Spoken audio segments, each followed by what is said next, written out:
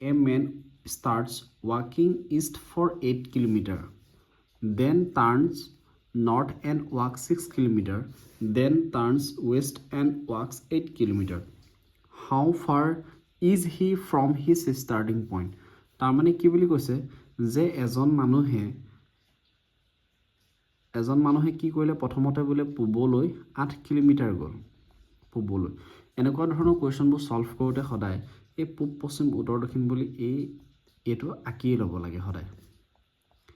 এফালে পূব এফালে পশ্চিম এফালে উত্তৰ এফালে কি দক্ষিণ এইটো আঁকি ল'ব লাগে তেতিয়া ভুল হোৱাৰ চান্সটো কম থাকে এতিয়া আমি এইফালে গৈছোঁ পূবলৈ 8 কিলোমিটাৰ গৈছোঁ তাৰপিছত কি বুলি ক'লে then turns north and walk 6 kilometre এবাৰ কি কৰিলে যে উত্তৰলৈ যাব এনেকৈ উত্তৰলৈ যাব ওপৰলৈ যাব এবাৰ উত্তৰলৈ 6 কিলোমিটাৰ গ'ল হয়নে তাৰপিছত কি ক'লে দেন টাৰ্নছ ৱেষ্ট এণ্ড ৱাকছ 8 কিলোমিটাৰ এবাৰ কি ক'লে যে ৱেষ্ট মানে পশ্চিমলৈ আহিছে এবাৰ আকৌ পশ্চিমলৈ 8 কিলোমিটাৰে ঘূৰি আহিছে কি বুলি সুধিলে পিছত হাউ ফাৰ is he from his starting point তাৰমানে কি বুলি কৈছে যে আৰম্ভণি বিন্দুৰ পৰা হি কিমান দূৰত্বত আছে এই ডিষ্টেঞ্চটো উলিয়াব লাগে মই যদি ইয়াত চাওঁ দেখা দেখিকৈ কিমান হৈ আছে ইয়াৰ ডিষ্টেঞ্চটো যে 6 কিলোমিটাৰ হৈ আছে মানে এই বিন্দুৰ পৰা এই বিন্দুটোৰ দূৰত্ব কিমান হৈ আছে 6 কিলোমিটাৰ হৈ আছে ইয়াত একো ক্যালকুলেশন কৰিব নালাগে যে এই পিকচাৰটো চালে এনেকুৱা ডিষ্টেঞ্চ উলিয়া কোৱেশ্যনবোৰত সদায় এই পিকচাৰটোতে প্ৰায় এনসাৰটো ওলাই থাকে সদায় এইটো আঁকি ল'ব লাগে তেতিয়া ভুল হোৱা চান্সটো প্ৰায় একেবাৰে নগণ্য হয় নেক্সট কোৱেশ্যন আমি কোৱেশ্যন নম্বৰ 52 লে যাওঁ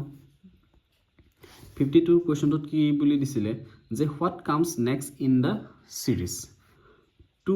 5, 10, 17, 26 2, 5, 10, 17, 26 কি কৰিব লাগে প্ৰথমতে আমি সদায় ইহঁতৰ মাজত কিমাননো ডিফাৰেন্স আছে হেতু চাই ল'ব লাগে 2 পৰা 3 মাজত ডিফাৰেন্স কিমান আছে 3 আছে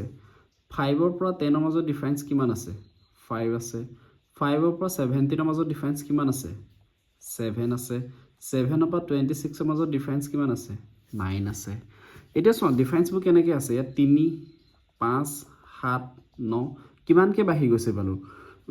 3 ৰ লগত যদি 2 যোগ কৰোঁ তেতিয়া 5 হয় 5 ৰ লগত যদি 2 যোগ কৰোঁ তেতিয়া 7 হয় আৰু 7 ৰ লগত যদি মই 2 যোগ কৰোঁ তেতিয়া 9 হয় আৰু 9 ৰ লগতো মই কিমান যোগ কৰিব লাগিব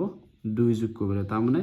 9 2 11 তাৰ মানে মই 26 ৰ লগত 11 যোগ কৰি যিটো সংখ্যা পাম হেতু সংখ্যাই ইয়াৰ এটো উত্তৰ হ'বগে ঠিক আছে মই এটা 26 ৰ লগত কিমান যোগ কৰিম 11 যোগ কৰি দিম 11 যোগ কৰি মই কিমান পালোগে 37 পালোগে হ'ব তেতিয়া তাৰ মানে ইয়াত শুদ্ধ উত্তৰ কি হ'বগে 37 হ'বগে